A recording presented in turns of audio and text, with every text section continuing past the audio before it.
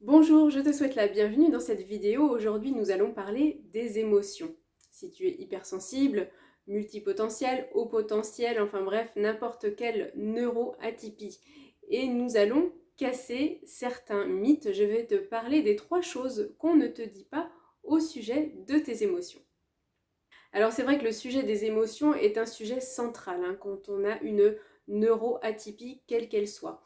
Et on entend bien souvent que quand on est hypersensible, multipotentiel, haut potentiel, zèbre, etc., on a des difficultés à gérer ses émotions. Quel vilain mot. Donc là c'est vraiment le premier point que je voulais partager avec toi, c'est qu'une émotion ne se gère pas. Une émotion, elle s'accueille. Ce qu'il faut savoir, c'est qu'elle n'est pas là pour rien. Elle est là pour te donner une information, te transmettre un message. Elle va agir en quelque sorte comme un guide. Émotion, ça vient du latin et movere qui signifie mettre en mouvement. Donc l'émotion, quand elle arrive, elle est là pour faire bouger quelque chose à l'intérieur de toi qui est bloqué. Quelle que soit l'émotion désagréable, on va parler déjà des émotions désagréables, dites négatives, mais aucune émotion n'est négative. Entendons-nous bien, une émotion, elle est désagréable ou agréable.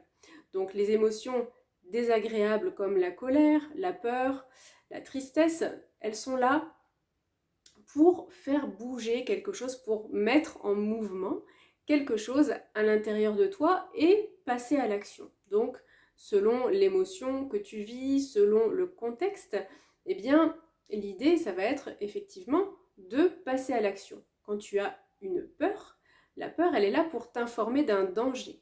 Donc, la mise en mouvement, ça va être l'action qui va te permettre de te mettre à l'abri éventuellement de ce danger. Si tu es en colère, souvent la colère, elle est liée à de la frustration, à une injustice quelque part, à ce sentiment que la justice n'est pas faite. En tout cas, que tu sens que quelque chose est injuste. Donc, ça va t'amener normalement à agir dans le sens de rétablir cette justice. Pareil, la tristesse est une émotion, l'émotion du deuil par excellence. Alors, on ne parle pas forcément du deuil de la perte de quelqu'un de vivant. Ça peut être le deuil aussi d'une situation, par exemple, faire le deuil de la personne que tu étais avant quand tu découvres justement ton hypersensibilité ou ton haut potentiel. Il peut y avoir un moment où tu passes par de la tristesse parce que tu fais le deuil justement de cette personne que tu étais avant, en tout cas que tu pensais être, tu découvres que tu es hypersensible, que tu es haut potentiel, multipotentiel, etc. Et là, tu dois réapprendre tout un tas de... Voilà, tu dois te réapprendre, te réinventer à travers une nouvelle grille de lecture et ça, tu peux passer à ce moment-là par de la tristesse. Donc, l'émotion, elle est vraiment là pour te servir de guide, de message pour ton alignement, c'est-à-dire pour cet état dans lequel tu vas te sentir complètement à ta place, complètement toi-même, où tu vas pouvoir rayonner de qui tu es profondément à travers ton hypersensibilité, en tout cas ton atypie.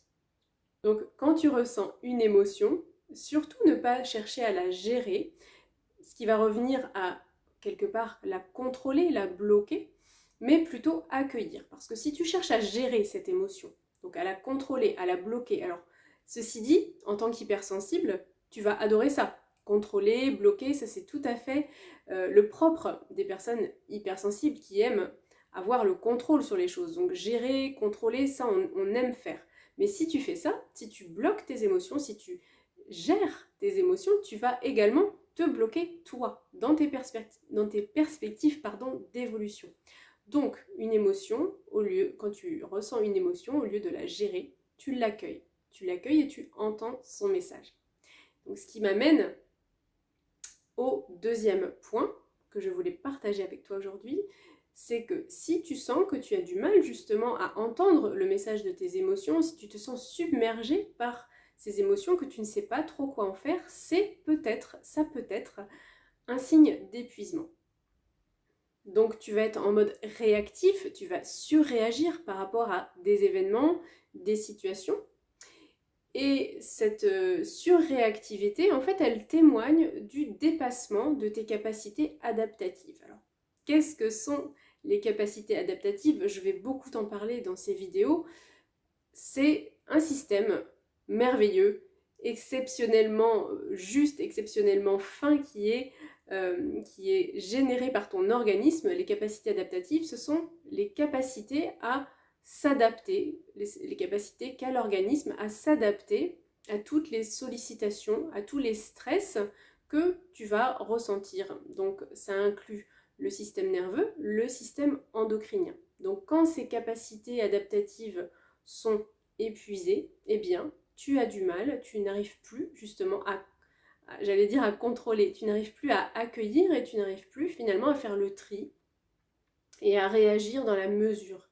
Donc soit tu vas surréagir comme je le disais, donc avec des émotions débordantes, et c'est là que tu vis ce qu'on appelle les tsunamis émotionnels, soit à l'inverse, tu vas être complètement figé, tu vas être complètement bloqué, la surréactivité, le débordement finalement de ton système nerveux lié à l'épuisement de ton organisme, va faire que tu vas être complètement figé et encore une fois incapable de passer à l'action de manière adéquate. Donc là, et encore une fois, il y a des solutions. La solution, ça va être de renforcer ton organisme avec une hygiène de vie, avec une alimentation adaptée.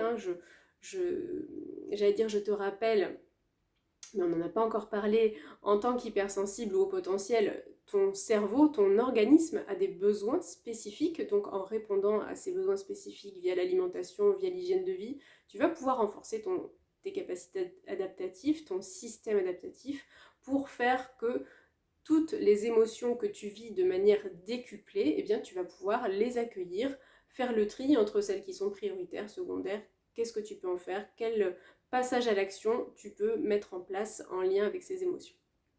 Et enfin, le troisième point, c'est qu'à force de te suradapter, donc par méconnaissance ou par déni de ton hypersensibilité ou de ton haut potentiel, eh bien, tu vas te couper de toi-même et te couper également de tes émotions. Et ça, tu le fais de manière tout à fait inconsciente, justement pour ne pas être mis ou mise face à tes dysfonctionnements. Donc, tu vas te couper, tu vas te couper de tes ressentis, donc de colère, de tristesse, de peur.